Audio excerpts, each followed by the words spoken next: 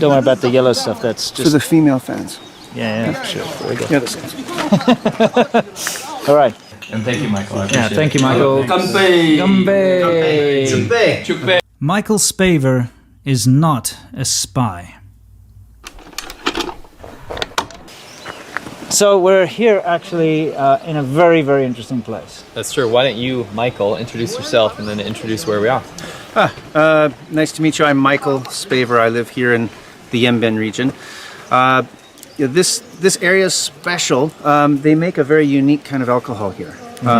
They mix like a bean paste in with alcohol, and they infuse it to make this very Chinese Korean product.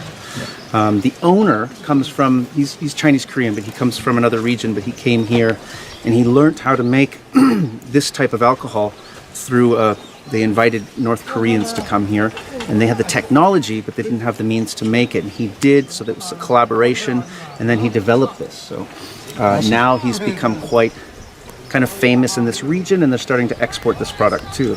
Very good. Now, Michael's actually a completely solid bloke, and we met him here, and he's been basically taking us around and showing us the interesting things, because he's definitely the man you want to talk to if you're interested in North Korea. He definitely knows a lot about it. Maybe you could just tell people what you do. Well, for most of my life now, I've been facilitating kind of cultural exchange, sport exchange, and kind of facilitating business, doing research with the rest of the world and North Korea, or the Democratic People's Republic of Korea. Yeah. So it's in the news now. One of the two Michaels who were abducted by the Chinese Communist Party, for lack of a better word, in retaliation to Canada arresting the Huawei CFO Meng Wanzhou, has been sentenced to 11 years for spying. This is a very difficult thing for me to accept, and I'll tell you why. I personally know Michael Spavor, and he's a fantastic chap.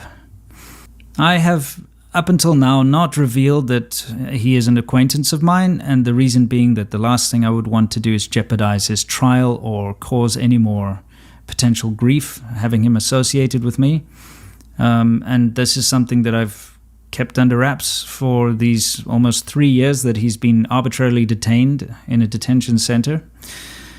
The thing is, now that he has been officially charged and it's in the news, I thought it's time for me to come out and do what I always wanted to do, and that is defend him. He's a fantastic bloke. The reason I know him is when we did our Conquering Northern China documentary, he was our fixer.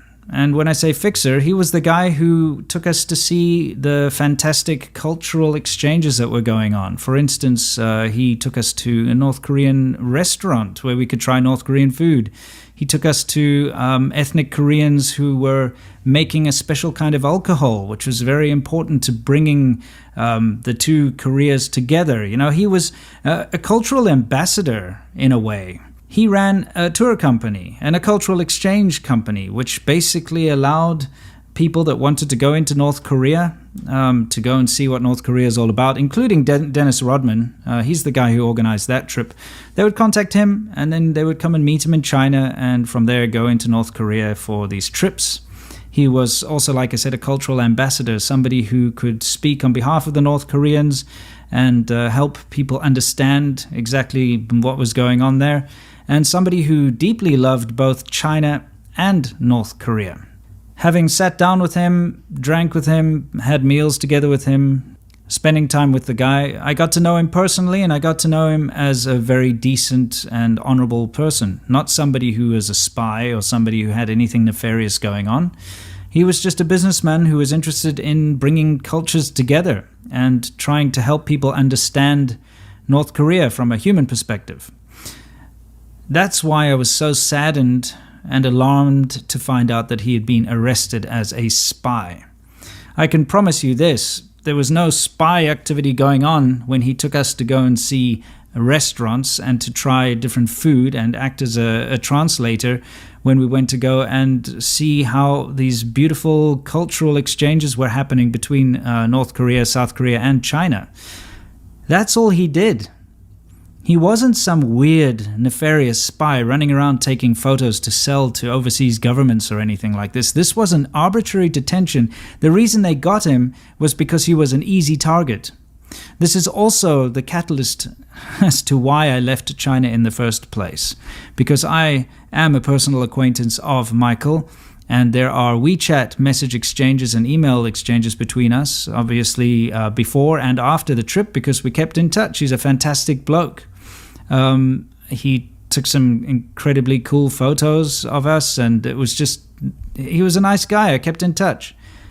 So when they arrest you in China, the first thing they do is they go through your WeChat, they go through all your comments and all your connections, and they try to find other people that they can arrest too. So obviously this him being arrested was a definite red flag, something that told me that it was time to leave, because I could have ended up as the next Michael. I just want to right now call out this absolute farce. This is hostage diplomacy. China has been doing everything in its power to ensure that Canada gets leaned on and pressured to release Meng Wanzhou. It's incredibly obvious. You see all of the CCP shills keep, fighting in her camp, trying to prove that she should be released.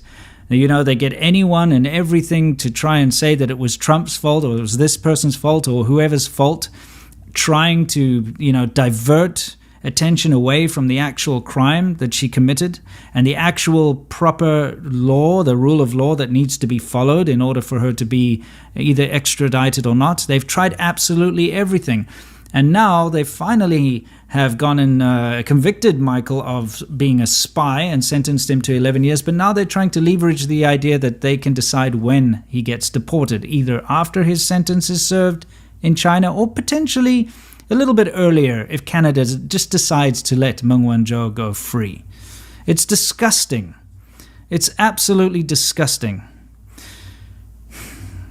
This is obviously very upsetting, and the worst part of it all is that I know Michael doesn't deserve this, and I know that he's had to put up with some awful, awful conditions. The detention centers are no joke in China. They don't turn the lights off. You have to sit with these fluorescent lights on 24/7. There is no due process. He wasn't even charged with anything for God knows how long. He had to sit in arbitrary detention, and only now does he get to have a trial, almost 3 years later. And then they find him guilty. What kind of a bullshit system is this? Michael is a good man, and he doesn't deserve this. I know he's a good man because I spent enough time with him to be able to observe and judge his character. Once again, he is not a spy. This country, I gotta say, if it weren't for Michael, we'd probably have a very different opinion of this place. Yeah. It's difficult to understand. It's a little bit of Korea within China in itself. So Absolutely also, fantastic. you obviously are pretty familiar with this area as well. Yeah. So we appreciate your help. Welcome to Yanbian. Thank you very much, mate. So nice to meet you. And he's an awesome bloke, so